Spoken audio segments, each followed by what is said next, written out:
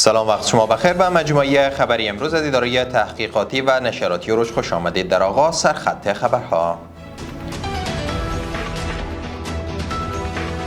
امضای 25 تفاهمنامه همکاری میان بخش‌های خصوصی افغانستان و قزاقستان،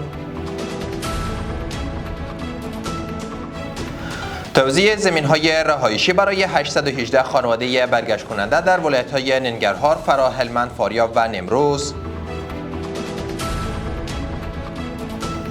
و برگزاری مذاکرات تکنیکی میان ایران و آمریکا در سوئیس.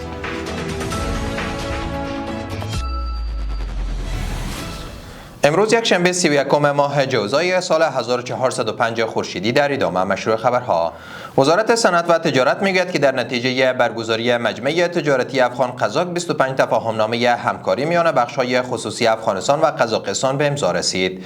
به گفته این وزارت، این تفاهمنامه ها در بخش‌های مختلف از جمله واردات و صادرات دوا، سبزیجات، میوه‌های تازه و خشک، همکاری‌های بانکی، آرد، گندم، روغن و کچالو به امضا رسیدند.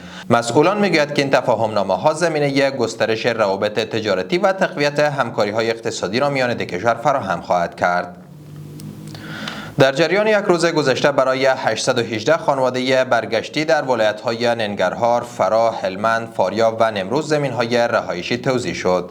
گفتنی است که تا اکنون 49363 نمره زمین رهایشی برای برگشت کنندگان توزیع گردیده و این روند همچنان ادامه دارد.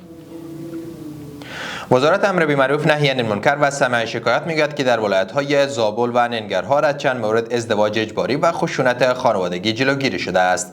به گفته این وزارت، در ولسوالی شملزه ولایت زابل از سپردن یک دختر به عنوان بعد برای حل منازعه خانوادگی جلوگیری به عمل آمده است. همچنان در ولایت ننگرهار یک زن از ازدواج اجباری در بدل پول نجات یافته و دو زن دیگر نیز از خشونت خانوادگی حمایت شده و به حقوق شرعی خود دست یافته است. و در آخرین خبر، پس از امضای تفاهمنامه میان ایران و آمریکا، قرار است مذاکرات در سطح تکنیکی میان دو کشور امروز در شهر بروگرستاک سوئیس آغاز شود.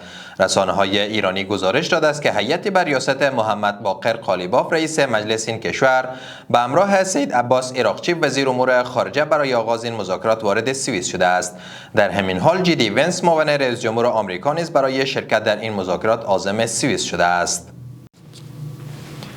جهان سپاس از توجه و همراهیتان. برای تازه‌ترین های افغانستان، منطقه و جهان ما را در شبکه‌های اجتماعی دنبال نمایید.